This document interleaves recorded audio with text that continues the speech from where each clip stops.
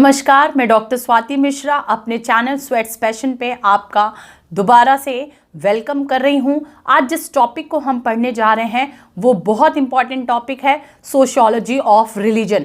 वैसे तो sociology of religion को समझने के लिए हमें डर्कहाइम्स और मैक्स वेबर के थ्योरीज को बहुत अच्छे से समझना ज़रूरी है, पर उसके पहले हमें रिलीजन के कंसेप्ट को जानना ज़रूरी है। अलग अलग सोशियोलॉजिकल पर्सपेक्टिव क्या है रिलीजन को लेकर के, उसे जानना ज़रूरी है। और रिलीजन के एलिमेंट और फंक्शन एंड डिसफंक्शन को भी देखना ज़रूरी है, क्योंकि जब हम रिलीजन के कंसेप्ट को पढ़ेंगे तभी तो हम थ्योरीज़ को समझ सकेंगे। इसके बाद से मैं डर्कहाइम और वेबर की थ्योरीज़ को ज़रूर आप लोग को दूंगी, क्योंकि बहुत ज़्यादा रिक्वेस्ट भी आ रही है मेरे पास। पर उससे पहले आप समझिए रिलीजन के सोशियोलॉजिकल कंसेप्ट को। आप सभी से ये रिक्वेस्ट है कि अगर आपने चैनल को सब्सक्राइब नहीं किया तो प्लीज़ मेरे चैनल को सब्सक्राइब कर लीजिए, लाइक बटन को ज़रूर दबा दीजिएगा और अपने वैल्यूएबल कमेंट्स को हमेशा देते रहिएगा, जिससे मुझे एक फीडबैक भी पता चल पाए मैं अपने टीचिंग में और क्या सुधार सकती हूँ। आप लोगों से कंटेंट के बहुत एप्रिसिएशन मिलते हैं, उसके लिए थैंक यू। मैं और कोशिश हमेशा करती रहूँगी। तो चलिए स्टार्ट करते हैं आज का ये वीडियो। इस टॉपिक को शुरू करने से पहले मैं सबसे पहले आपको ये बताना चाहती हूँ कि मैं इस टॉपिक में आपको रिलीजन के बारे में बता रही हूँ। उसमें sociological approach to religion, religion का सोशियोलॉजिकल अप्रोच क्या है, इस विशेष संदर्भ में ये पूरा वीडियो चलेगा। इसकी ज़रूरत इसलिए है यहाँ पर क्योंकि जब हमें पढ़ना है दुर्खीम के सोशियोलॉजी ऑफ रिलीजन को, वेबर के सोशियोलॉजी ऑफ रिलीजन को, तो सबसे पहले हमें रिलीजन का कंसेप्ट क्या है सोशियोलॉजी में उसे समझना है। हमें सबसे पहले जानना है कि रिलीजन, जिसका कि आम भाषा में हम इसको हम आम भाषा में जब बताते हैं, ट्रांसलेट करते हैं, तो हम इसे धर्म कह देते हैं। पर हिंदू शास्त्र में, हिंदू धर्म ग्रंथों में धर्म को अलग रूप से परिभाषित किया गया है और रिलीजन एक अलग शब्द है। तो रिलीजन को हिंदी में धर्म कह देना ये सही नहीं होगा, क्योंकि धर्म का समाजशास्त्रीय विश्लेषण बिल्कुल अलग तरीके से है। और जब मैंने इससे पहले बहुत पहले एक वीडियो बनाया था जिसमें मैंने इंडियन सोशल ऑर्गेनाइजेशन, भारतीय सामाजिक संगठन की विशेषताओं को बताया था, उन विशेषताओं में मैंने पुरुषार्थ और धर्म और संस्कार, इन सारी चीज़ों को बताया था, जिसमें मैंने धर्म को भी डिस्क्राइब किया था। तो आप वहाँ जा कर के धर्म को बहुत अच्छे से समझ सकते हैं कि धर्म का जो मनोवैज्ञानिक, जिसे हम कह सकते हैं जो फिलॉसफिकल अप्रोच होता है, ठीक है, मनोवैज्ञानिक नहीं, फिलॉसफिकल जो अप्रोच होता है वो बिल्कुल अलग होता है, और सोशियोलॉजिकल अप्रोच, समाजशास्त्रीय दृष्टिकोण अलग होता है। यहाँ पर हम रिलीजन की बात करते हैं। तो सबसे पहले, चूँकि दुर्खीम के सोशियोलॉजी ऑफ रिलीजन को आपको बहुत डिटेल में पढ़ना है, उनकी थ्योरी हर जगह पूछी जाती है, साथ में वेबर के भी सोशियोलॉजी ऑफ रिलीजन को पढ़ना है। पर बिफोर दैट हमें ये समझना ज़रूरी है कि रिलीजन का सिंपल डेफिनेशन क्या है और सोशियोलॉजिकल अप्रोच क्या है रिलीजन का, और कौन कौन सी थ्योरीज रिलीजन के लिए अप्लाई की जाती हैं, इसके फंक्शंस क्या हैं, डिसफंक्शंस क्या है, हमें ये सारे चीज़ों को इसमें देखना है। तो चलिए स्टार्ट करते हैं हम लोग ये टॉपिक, इंट्रोडक्शन टू रिलीजन। सबसे पहले हम यहाँ पर रिलीजन को समझेंगे सिंपल कॉन्सेप्ट में, फिर जा करके हम इसके सोशियोलॉजिकल अप्रोच को समझेंगे। तो सबसे पहले आप देख रहे हैं कि लिखा है कि is a way of living by a group और अ कम्युनिटी। तो किसी भी समाज का, किसी भी समूह का जो जीवन जीने का तरीका होता है उसको हम रिलीजन से डिस्क्राइब करते हैं। But why do sociologist study religion, ठीक है, हम लोग समाजशास्त्री हैं, हम लोग समाजशास्त्र विषय को पढ़ते हैं, तो हमें रिलीजन को पढ़ने की क्या ज़रूरत है। तो आप समझिए कि जब से मानव सभ्यता आई, मानव जीवन आया, तब से धर्म की भी प्रधानता रही, रिलीजन की भी प्रधानता रही। सदियों से मानव जाति ने जीवन के अर्थ को समझने और समझाने की कोशिश की है, ठीक है। कई दार्शनिक इस चिंतन को मानते हैं कि ब्रह्मांड में हमारे स्थान को समझने की इच्छा मानव जाति को अन्य प्रजातियों से अलग करती है, कि हम, जो कहा जाता है ना कि जो ह्यूमन सोसाइटी है और एनिमल सोसाइटी है, दोनों में डिफरेंस क्या है। तो हमारा जो हमारी क्यूरियोसिटी है कि हम किस तरह से अपने ब्रह्मांड को समझे, हम जिस स्थान विशेष पे हैं हम उसको समझे, तब ये जो हमारे और पशु समाज में अंतर है, और यही तो हमारे विकास का कारण भी है ना। हमारे अंदर जो सोचने समझने की क्षमता विकसित हुई वही हमें आगे बढ़ाई और हम पशु समाज से आज मानव समाज के रूप में आ चुके हैं। तो religion is a part of human society since time immortal. आप इस चीज़ को समझिए कि सिंस टाइम इमेमोरियल, जब से समाज का हमें पता भी नहीं होगा तब से रिलीजन की प्रधानता रही है। And despite its various form of features, ठीक है, ये समझिए कि despite its various forms and features sociologist have tried to understand it in the form of an institution. हम इसे इंस्टीट्यूशन के रूप में समझने की कोशिश करते हैं। तो आप इस तरह के सेंस में समझिए कि रिलीजन जो है वो अपने आप में बहुत इम्पॉर्टेंट इंस्टीट्यूशन है इंडियन सोसाइटी में। And religion in any form found in all human societies, ठीक है, since human societies first appeared, जब से मानव समाज इस धरती पर दिखाई दिया तब से ये रिलीजन यहाँ पर पाया जाता है, धर्म पाया जा रहा है, ठीक है।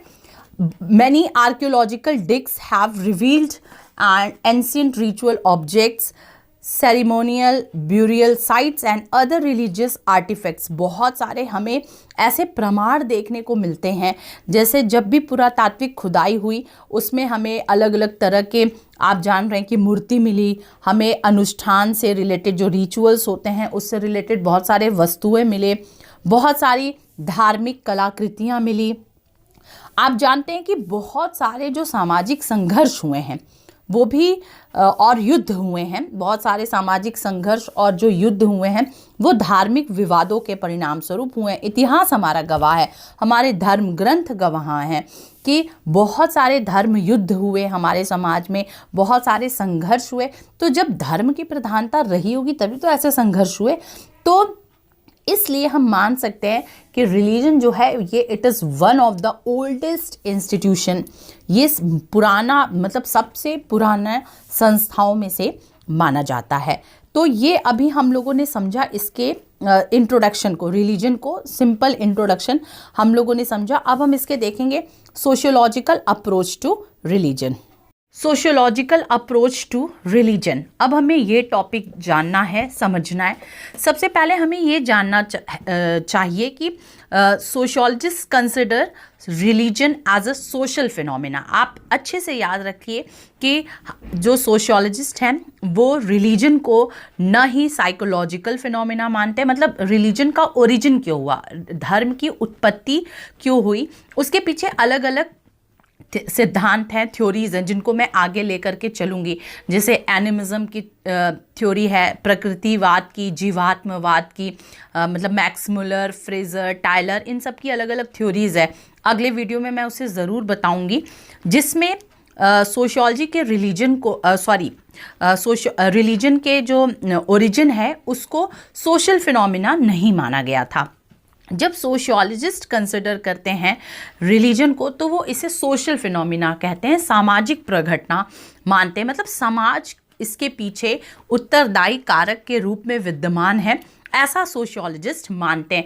जब आप डर्खाइम का सोशियोलॉजी ऑफ रिलीजन पढ़ेंगे या आप मैक्स वेबर का सोशियोलॉजी ऑफ रिलीजन पढ़ेंगे ना तो आपको बहुत अच्छे से क्लियर हो जाएगा। फिलहाल अभी हम लोग पढ़ रहे हैं सोशियोलॉजिकल थ्योरीज ऑफ रिलीजन या सोशियोलॉजिकल अप्रोच टू रिलीजन। तो फिर सोशियोलॉजी में रिलीजन की क्या ज़रूरत, तो आप ये मान के चलिए कि sociology of religion does not ask whether God exist or not. हम इस पे बहस ही नहीं करते हैं कि क्या ईश्वर का एग्जिस्टेंस है या नहीं है, ठीक है। Rather sociology of religion ask, हम क्या सोचते हैं, क्या खोजने की कोशिश करते हैं, whether people believe that God exist, ठीक है, हम ये देखते हैं। Why do they believe so and how they come to be believe so, ठीक है। इन सारी चीज़ों को हम देखते हैं कि whether people believe that God exist, क्या लोग ये यकीन मानते हैं कि ईश्वर है, ये सोशियोलॉजी में देखा जाता है। सोशियोलॉजी में ये नहीं देखा जाता है कि क्या ईश्वर का एग्जिस्टेंस है या नहीं है, ईश्वर है, विद्यमान है या नहीं है, हम इसको नहीं देखते हैं। हम ये देखते हैं कि people believe that God exist, क्या लोग ये मानते हैं कि ईश्वर की प्रधानता है। वाई डू दे बिलीव सो, अगर ऐसा मानते हैं तो वो क्यों ऐसा मानते हैं, and how they come to believe so, और वो ऐसा कैसे समझते हैं।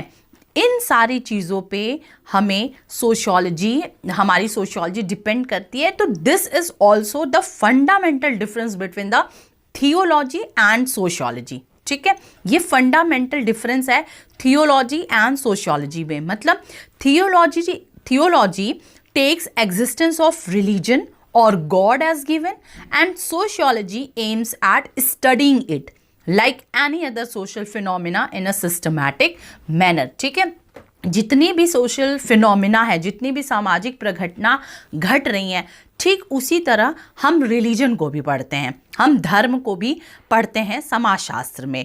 तो इस तरह से समाजशास्त्र और थियोलॉजी जो होता है, दोनों में, सोशियोलॉजी और थियोलॉजी में ये बेसिक डिफरेंस है। तो होप आप बीइंग अ सोशियोलॉजिस्ट समझ गए होंगे कि हम अगर रिलीजन को पढ़ रहे हैं तो क्यों पढ़ रहे हैं। ठीक है, अब इसके आगे हम चलते हैं और ये देखते हैं कि जब डेफिनेशंस की बात आती है तो definitions can not be bye there very nature be either true और फॉल्स, ओनली मोर यूजफुल और लेस। ठीक है, अगर हम परिभाषा की बात करते हैं किसी भी एस्पेक्ट में, अगर हम मैरिज का कंसेप्ट पढ़ रहे हैं या किनशिप का कंसेप्ट पढ़ रहे हैं या अभी हम रिलीजन का कंसेप्ट पढ़ रहे हैं, तो जब हम वेरियस डेफिनेशंस देखते हैं तो हम ये नहीं मानते कि ये परिभाषा सही है और ये परिभाषा गलत है।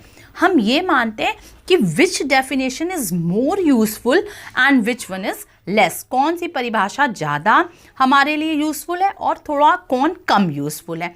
ये कोई भी चीज़ को परिभाषित करते समय हम ये देखते हैं। तो जब हम इस तरह से डेफिनेशंस को देखते हैं, तो जब हम अब रिलीजन को जब पढ़ते हैं तो आप याद रखिएगा कि from the Latin religio and religare the term religion has been described. जो रिलीजन शब्द है ये दो शब्दों से डिस्क्राइब होता है।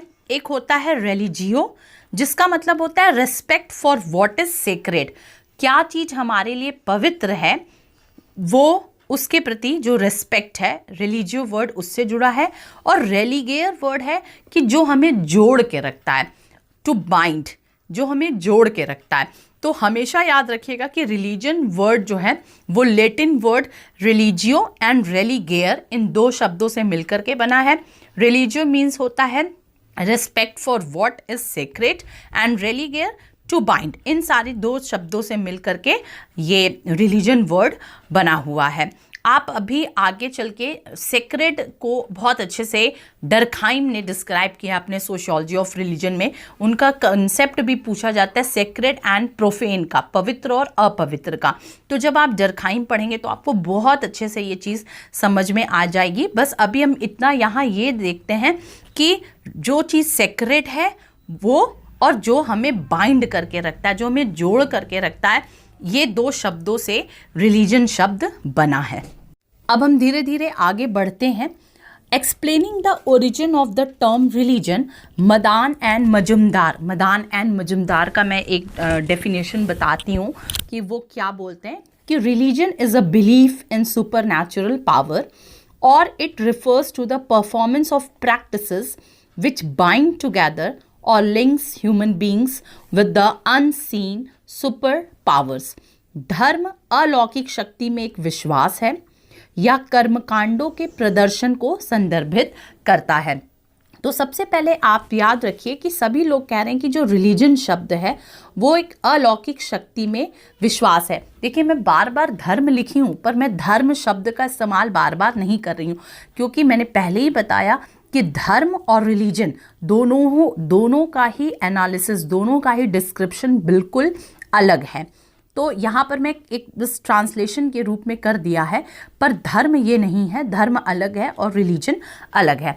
तो जो रिलीजन है वो क्या है, according to Madan and Majumdar, ये बोलते हैं कि अलौकिक शक्ति में एक विश्वास है कि कोई एक ऐसी शक्ति जिसे हमने कभी देखा नहीं है, उस पर विश्वास है, दूसरी चीज़ इन्होंने एक और जोड़ा है कि कर्मकांडों के प्रदर्शन, कि जो भी हम रिचुअल्स कर रहे हैं, परफॉर्मेंस ऑफ प्रैक्टिसेस, ठीक है, परफॉर्मेंस ऑफ रिचुअल्स, जो भी हम अपने जो कर्मकांड हैं उसको हम कर रहे हैं, वो उन सभी चीज़ों से जुड़ा हुआ मामला जो है वो रिलीजन कहलाता है, जो मानव शक्ति को एक साथ बांधता है। देखिए जो वर्ड था, दोनों ही शब्द यहाँ पर आ गए हैं।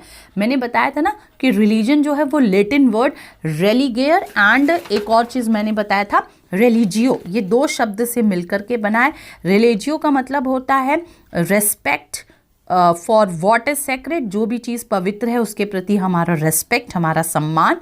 एंड रेलिगेयर जो बाइंड करके रखता है, जो हमें बांध करके रखता है। दोनों ही चीज़ मदान एंड मजुमदार के जो डेफिनेशन है उसमें आ रहा है। पहला जो मैंने बताया कि जो सेक्रेड थिंग्स है उसके प्रति रेस्पेक्ट, तो सेक्रेड थिंग्स दो चीज़ें यहाँ पर निकल करके सामने आ रही हैं। एक तो अलौकिक शक्ति में विश्वास और दूसरा कर्मकांडों के प्रदर्शन, जो भी हमारे रिचुअल्स होते हैं जो हम उसको करते हैं वो भी जुड़े हुए, वो भी रिलीजन से जुड़ा हुआ मामला है। एंड दूसरी चीज़ क्या है कि सभी मानव शक्ति को एक साथ बांधता है। ठीक है, मैं जब ये बोल रही हूँ ना उसी समय मैं अंडरलाइन भी ये लगा रही हूँ कि इस पे फोकस करना है। या ऐसे शक्ति पर विश्वास रखता है जिसे देखा न गया हो। तो मदान एंड मजुमदार के आप ये दो तीन जो क्लू वर्ड्स हैं उनको आप पकड़िएगा और फिर इस चीज़ को समझ लीजिएगा। उसी तरह मकाइवर का भी एक डेफिनेशन है। मकाइवर क्या बोलते हैं कि religion as we understand the term implies a relationship not merely between man and man but also between man and some higher power। ये क्या कहते हैं कि रिलीजन क्या है? रिलीजन सिर्फ मनुष्य और मनुष्य के बीच में संबंध को दिखाता नहीं है। रिलीजन जो है वो मनुष्य और कुछ उच्च शक्तियों के बीच दिखाता है कि जैसे हमारी उच्च शक्ति क्या है, वही पावर जिन्हें हम देखे नहीं है पर उनका हमारा कुछ कनेक्शन है। आपका अपने गॉड से कुछ ना कुछ तो कनेक्शन है ही है, ये रिलीजन बताता है। इसी तरह सबसे डेफिनेशंस अगर हम देखते हैं, मैंने आपको बताया था ना कि डेफिनेशंस को हम कहते हैं कि डेफिनेशन वो चीज़ नहीं है जो ये बताए कि क्या चीज़ गलत है और क्या चीज़ सही है।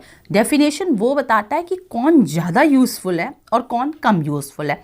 तो रिलीजन से रिलेटेड जितने भी डेफिनेशंस आए हैं उसमें डर्कहाइम के डेफिनेशंस को सबसे परफेक्ट डेफिनेशंस माना जाता है, जिसमें डर्कहाइम ने कहा है कि religion is unified system of beliefs and practices relating to sacred things, that is to say things set apart and forbidden. इसको मैंने यहाँ पर हिंदी में नहीं ट्रांसलेट किया क्योंकि आगे चल के जब मैं डर्कहाइम के पूरे सोशियोलॉजी ऑफ रिलीजन को पढ़ाऊँगी तो मैं इसको वहाँ पर मैंने हिंदी में इसको डिस्क्राइब किया। तो ये मान के चलिए कि unified system of beliefs and practices को मानते हैं। ये बिलीव्स और प्रैक्टिसेस वर्ड आपको और आगे अच्छे से समझ में आ जाएगा। तो धर्म जो रिलीजन है वो क्या है? हमारे विश्वास के और हमारे जो कर्मकांड हैं उनका मिला जुला स्वरूप है, जो कि सेक्रेड थिंग से अपने रिलेशन को दिखाता है, पवित्र चीज़ों से अपने रिलेशन को दिखाता है और जो पवित्र नहीं है उनसे दूरी को भी प्रदर्शित करता है। ठीक है, ये डर्कहाइम का डेफिनेशन है। अब हम आगे चलते हैं ऑकबर्न के डेफिनेशन में। इनका बड़ा सिंपल सा डेफिनेशन है कि religion is attitude towards super human powers. धर्म अलौकिक शक्तियों के प्रति दृष्टिकोण है। जो भी अलौकिक शक्ति हैं, अनसीन पावर हैं, जिन्हें हम देखे नहीं हैं, उनके प्रति हमारा जो दृष्टिकोण है वो रिलीजन है। According to J.M. फ्रेजर क्या बोलते हैं? Religion is believe in powers superior to man which are believed to direct and control the course of nature of human life। जो रिलीजन है वो मनुष्य से ऊपर की शक्तियों में विश्वास है जो मानव जीवन की प्रकृति को निर्देशित और नियंत्रित करने के लिए माना जाता है। उसी तरह A.W. ग्रीन का कंसेप्ट है कि religion is a system of beliefs and symbolic practices and objects governed by faith rather than by knowledge which relates man to an unseen supernatural realm beyond the known and beyond the controllable। कि धर्म विश्वासों और प्रतीकात्मक प्रथाओं की वस्तुओं की एक प्रणाली है जो ज्ञान के बजाय, आप ध्यान रखिएगा कि बताते हैं कि ज्ञान के बजाय विश्वास को शासित करता है, जो ज्ञात एवं नियंत्रण से परे हैं, मनुष्य को एक अलौकिक क्षेत्र से संबंधित करता है। जो ज्ञात है वो तो धर्म है ही नहीं, जो अज्ञात है, जिससे हमारी आस्था जुड़ी हुई है, जिससे हमारा विश्वास जुड़ा हुआ है, रिलीजन उसको डिफाइन करता है। A.W. ग्रीन का ये कंसेप्ट है। इसी तरह नया कंसेप्ट भी कुछ आया है, मैं अभी उसको और आगे दूंगी। वैसे एक पीटर मैडवेले एंड पॉल जेम्स, इन्होंने 2010 में एक किताब लिखी थी, globalisation and culture, globalising religions 2010 में ये बुक आई थी। उसमें इन्होंने, जो डर्खाइम ने भी अपने डेफिनेशंस में नहीं दिया है, उनको भी इन लोगों ने उन पार्ट को भी इन्वॉल्व करने की कोशिश की है, मतलब मेटाफिजिकल एलिमेंट्स को, ठीक है, जो मेटाफिजिकल एलिमेंट्स होते हैं, तत्व मीमांसीय जो तत्व होते हैं, उनको भी इन्होंने अपने डेफिनेशन में डाला है। तो आप बस याद रखिएगा, मे बी ये बुक का नाम आपसे, मैंने लिखा नहीं है अपने नोट्स में, पर मे बी ये बुक का नाम आपसे पूछा जा सकता है। पीटर मैडवेले एंड पॉल जेम्स की बुक है globalisation and culture, globalising religion. अभी आप जब डेफिनेशंस पढ़ रहे थे, अलग अलग लोगों की जब आपने डेफिनेशंस पढ़ी, जिसमें आपने ऑकबर्न की, फ्रेजर की, ग्रीन की, डर्खाइम की, ये सब आपने डेफिनेशंस पढ़ा, तो आपको 2-3 वर्ड बार बार आ रहे थे। बिलीव आ रहा था, रिचुअल्स आ रहा था। तो आप याद रखिए कि इन स्टडिंग रिलीजन, जब हम रिलीजन पढ़ते हैं तो sociologist distinguish between these 3 terms. Sociology in 3 term, जो सोशियोलॉजिस्ट हैं वो इन 3 टर्म्स को अच्छे से क्लैरिफाई करते हैं, डिस्टिंग्विश करते हैं, और ये मानते हैं कि ये तीनों ही चीज़ें रिलीजन के डेफिनेशन में शामिल होती हैं, ठीक है। इन 3 के बिना रिलीजन अधूरा है। क्या क्या है? Religious experience, religious beliefs and religious rituals. धार्मिक अनुभव, धार्मिक विश्वास और धार्मिक अनुष्ठान। अब तीनों को हम लोग अब समझते हैं कि तीनों क्या हैं। सबसे पहले रिलीजियस एक्सपीरियंस को आप समझिए कि it refers to the sensation that one is connected to the divine. ये एक ऐसा एहसास है, एक ऐसा सेंसेशन है जिससे हम अपने परमात्मा से जुड़ते हैं, अपने डिवाइन, अपने सुपर नेचुरल पावर से जुड़ते हैं। ये रिलीजियस एक्सपीरियंसेस है, ठीक है। हमारा विश्वास है, हमारी अनुभूति है जो किसी परमात्मा से हमें जोड़ती है। जैसे मान लीजिए कि आप किसी भी धर्म के हों, आप इस्लाम धर्म के अनुयायी हो या बौद्ध धर्म के अनुयायी हो या हिंदू धर्म के अनुयायी, किसी भी धर्म के आप अनुयायी हो, पर आपके अंदर धार्मिक अनुभव ज़रूर होना चाहिए। आपके अंदर अगर धार्मिक अनुभव है तभी आप रिलीजन को, अपने सुप्रीम पावर को समझ सकेंगे, ठीक है। मतलब ये एक फीलिंग होती है, एक एहसास होता है, एक हमारे अंदर की अनुभूति होती है जिससे हम अपने सुपर नेचुरल पावर से जुड़ने का प्रयास करते हैं ना। इसके पीछे मैं बहुत भी इसको एक्सप्लेन नहीं कर पा रही हूँ क्योंकि ये एक्सप्लेनेशन से परे हैं ये चीज़ें, ठीक है। आपके अनुभव आप खुद समझ पाएंगे ना, आपके जो एहसास हैं, आपका जो विश्वास है अपने परमपिता परमेश्वर के लिए, वो आप खुद समझ पाएंगे इस चीज़ को। तो मान के चलिए कि रिलीजियस एक्सपीरियंसेस होना ज़रूरी है। अब एक्सपीरियंस से हट करके बिलीव्स है, धार्मिक विश्वास। ये एक विशिष्ट विचार होता है, ठीक है। एक हमारा स्पेसिफिक थॉट होता है, हमारा स्पेसिफिक आइडियाज़ होता है जो किसी विशिष्ट विश्वास समूह के सदस्यों द्वारा सत्य माना जाता है। जैसे माना जाता है कि Jesus Christ was the son of God, ठीक है। ये एक विश्वास है, ये उस पर्टिकुलर समूह के, उस पर्टिकुलर ग्रुप के सभी सदस्यों का ये एक विश्वास है कि जो जीसस क्राइस्ट हैं was the son of God, ये गॉड के बेटे हैं, ठीक है। ये हमारा रिलीजियस बिलीव है, हमारा ऐसा विश्वास है। और विश्वास तो सत्य भी हो सकता है, असत्य भी हो सकता है, इस पे तो हम सोचते ही नहीं है। हमारा विश्वास जहाँ पर है वहाँ सत्य और असत्य की बात ही नहीं होती है। इसी तरह से रिलीजियस रिचुअल्स जो होते हैं, धार्मिक अनुष्ठान जो होते हैं, ये क्या है? यह वह व्यवहार है जो किसी विशेष समूह के सदस्यों द्वारा अपेक्षित होता है। अब हमारा एक्सपीरियंस भी हो गया, हमारी अनुभूति भी हो गई, हमारा विश्वास भी हो गया। बहुत सारे हमारे विश्वास हैं ना, धर्म को लेकर के हमारे बहुत सारे विश्वास हैं, ठीक है।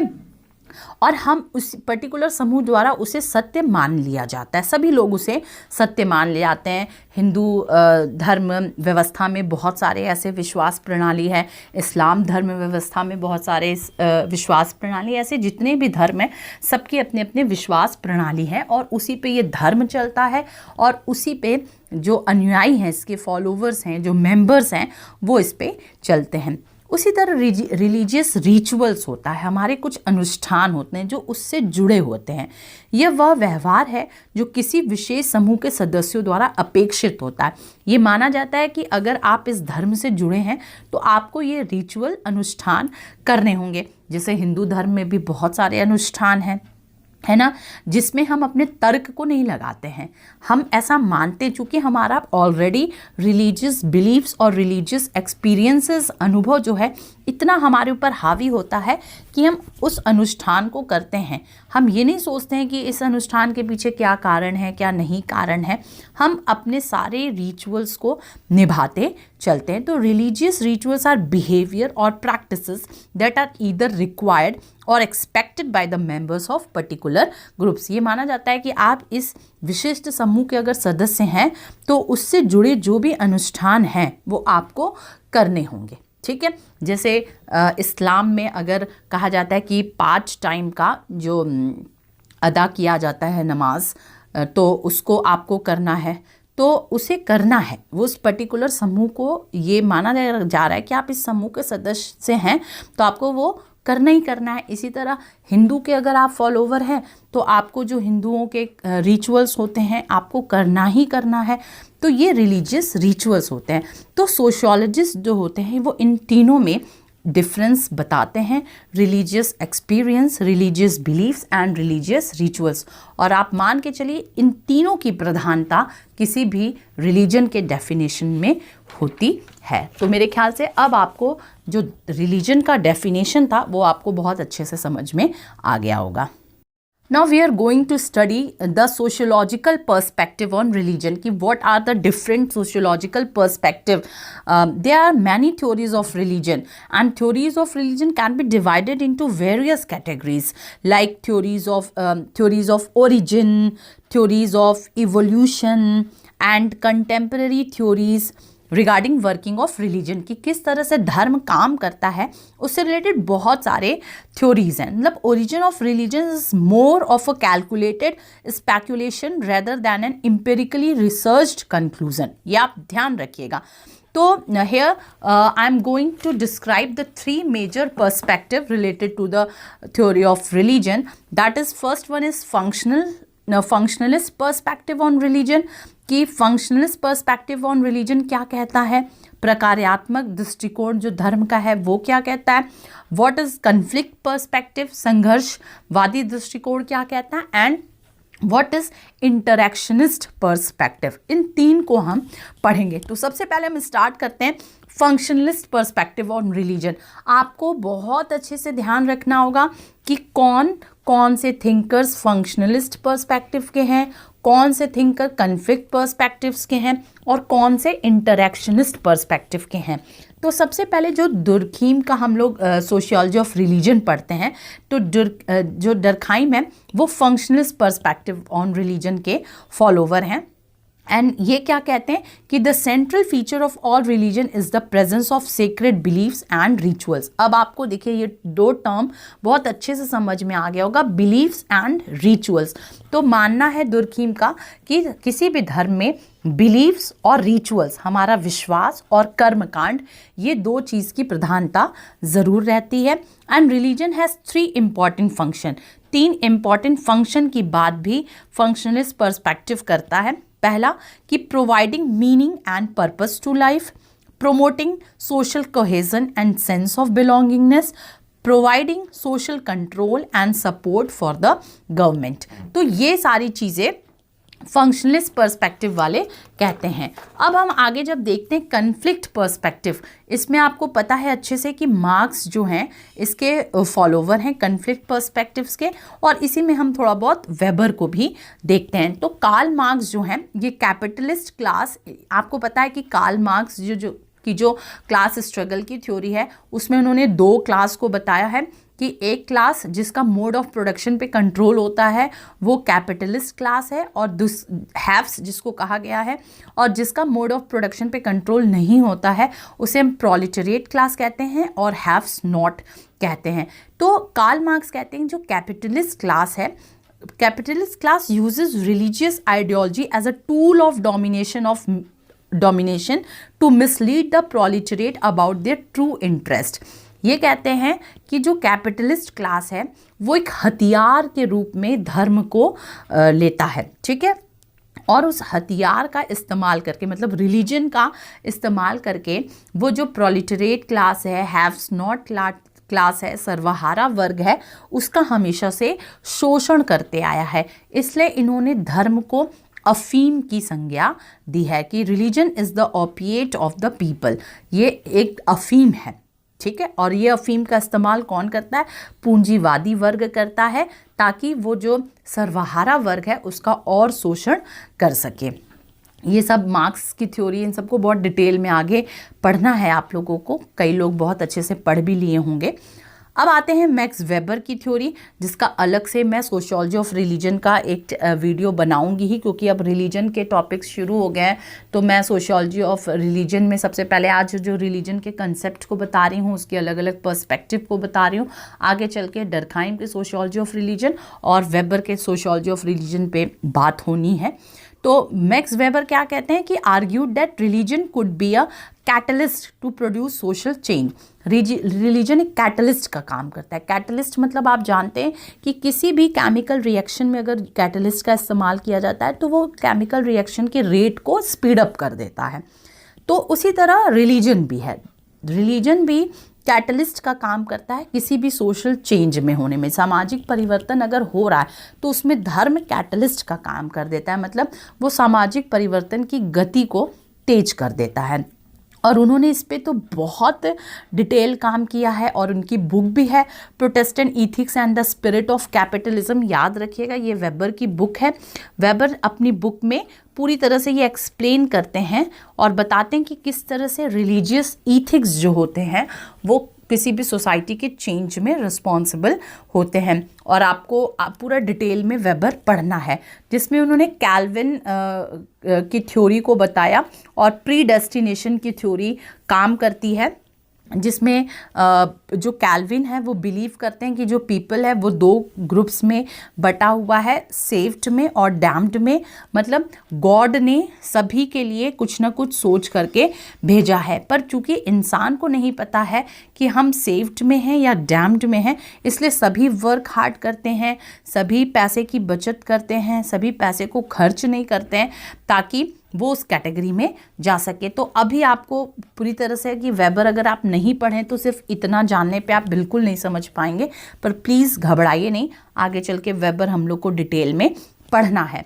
अब जो तीसरा अप्रोच आता है रिलीजन को समझने का, वो आता है इंटरैक्शनिस्ट पर्सपेक्टिव ऑन रिलीजन। जो इंटरैक्शनिज्म वाले हैं, सिंबॉलिक इंटरैक्शनिज्म वाले हैं, वो क्या मानते हैं कि religion serve as a reference group to help them define themselves. कि रिलीजन एक रेफरेंस ग्रुप की तरह काम करता है।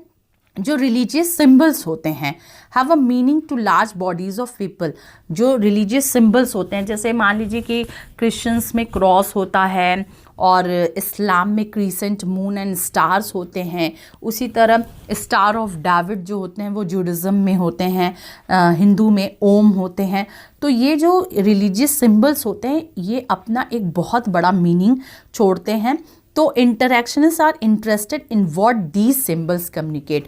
तो जो इंटरैक्शनिस्ट पर्सपेक्टिव वाले हैं वो इस सिंबल्स को पकड़ते हैं और बताते हैं कि ये सिंबल्स क्या कहता है और ये सिंबल्स किस तरह से अपने ग्रुप के लोगों को कम्युनिकेट करता है, आगे बढ़ाता है, क्या उन्हें मैसेज देता है, इसके बारे में इंटरैक्शनिस्ट पर्सपेक्टिव वाले जानते हैं और समझते हैं। तो आप तीनों को पढ़ लिए। फंक्शनलिस्ट पर्सपेक्टिव वाले आप जान जाइए कि हमेशा बात करेंगे कि जो भी चीज़ें हैं समाज में उनका अपना अपना कोई ना कोई रोल है, वो फंक्शनल है।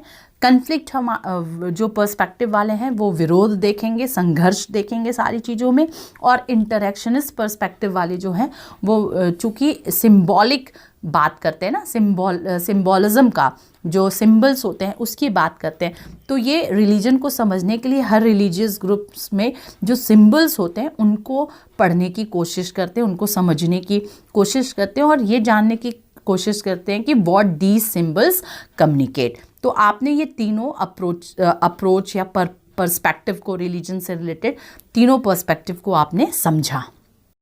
अब अगर हम एलिमेंट्स की बात करें कि what are the basic elements of religion, तो मैंने इन सबको अलग अलग डिफाइन नहीं किया, डिस्क्राइब नहीं किया। मैंने यहाँ पर इसको बस आपके माइंड में अच्छे से सेट हो जाए कि रिलीजन के बेसिक एलिमेंट्स क्या हैं। तो सबसे पहले आप जान गए, अभी तक इतना सुना आपने, समझा तो देखा कि believe in supernatural power, सबसे पहला तो एलिमेंट यही होता है कि अलौकिक शक्ति में विश्वास है। दूसरा है कि man's adjustment to supernatural power, अलौकिक शक्तियों के साथ मनुष्य का समायोजन होता है। थर्ड देखा कि एक्ट्स डिफाइंड एज सिंफुल, इसमें पाप और पुण्य को भी परिभाषित किया गया कि आप क्या करेंगे तो पाप है, क्या करेंगे तो पुण्य है। मेथड ऑफ साल्वेशन, इसमें मोक्ष या मुक्ति की विधि भी डिस्क्राइब रहती है रिलीजन में, कोई भी रिलीजन हो। Beliefs in some sacred things, जो पवित्र चीज़ें हैं उन सब पर विश्वास की एक प्रणाली है। प्रोसीजर ऑफ वर्शिप, आप देख लिए रिचुअल्स की जो मैं बात कर रही थी, तो पूजा की प्रक्रिया या रिचुअल्स हर रिलीजन में पाया जाता है। एंड प्लेस ऑफ वर्शिप, पूजा का स्थान भी डिसाइडेड है कि क्या पूजा का स्थान होगा। आप देख लीजिए इस्लाम के अलग कुछ पूजा के स्थान हैं, क्रिश्चियंस के अलग पूजा के स्थान हैं, हिंदुओं के अलग पूजा के स्थान हैं। तो ये सारे कुछ बेसिक एलिमेंट्स हैं रिलीजन के। Now we are going to study and going to learn about the functions of religion. There are various functions of religion and there are two main functions that we seen at different levels. First one is manifest and second one is latent. Manifest function and the latent function, and the other functions can be categorized in these point. The first function is social change, सामाजिक परिवर्तन। ठीक है, धर्म कैसे सामाजिक परिवर्तन को लाता है, रिलीजन कैसे सामाजिक परिवर्तन उत्पन्न करता है। अभी मैंने जब इससे समझाने से पहले मैंने आपको वेबर के Protestant ethics and the spirit of capitalism की बात की थी। उसमें उन्होंने ये बताया है कि किस तरह से जो रिलीजियस इथिक्स होते हैं वो कैपिटलिज्म को बढ़ावा देने का काम किए हैं। उन्होंने उसमें कैल्विनिज्म थ्योरी को इन्वॉल्व किया, कैल्विनवाद को उन्होंने इन्वॉल्व किया और ये बताया कि किस तरह से जो कैल्विन के इथिक्स हैं वो कैपिटलिज्म को बढ़ा रहे हैं। तो फिर मैं बार बार कह रही हूँ कि वेबर की थ्योरी को आप लोग को सेपरेट पढ़ना है। तो सोशल चेंज जो है वो बहुत बड़ा फंक्शन है रिलीजन का, and this can be brought about by religion, by new principles, by new ideology etcetera. Okay, जैसे buddhism and its challenge to orthodoxy of brahmanism is an example. तो जैसे मैंने अभी आपको वेबर का एग्जाम्पल दिया, उसी तरह से मैंने अभी बुद्धिज्म का एग्जाम्पल दिया। सेकेंड फंक्शन जो है वो इंटीग्रेटिव फोर्स है। इंटीग्रेटिव फोर्स मतलब कि ये यूनाइट करके रखता है। डरखाइम का एक स्टेटमेंट है कि religion unites all those who believe in it, जो भी इस पे विश्वास करते हैं वो सबको जोड़ करके रखने का काम करता है। तो specially in a time of crisis religion act as a uniting force and act as a emotional support. तो ये याद रखिएगा कि specially in crisis time religion इस काम को करता है। थर्ड जो फंक्शन है वो सोशल कंट्रोल का, आपको पता है आप खुद नियंत्रित होंगे ज़रूर।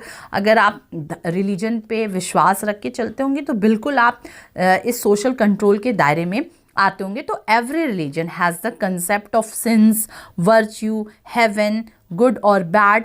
दे guide the behaviour of those who follows. ठीक है, जैसे issuing of fatwas is one such example. Festival and preaching by the religious leader also control behavior. तो ये सारी चीज़ें जो हैं, जैसे religious institution like temple and churches also control the behavior of individuals in different manners. तो आप समझ गए कि social control किस तरह से हो रहा है।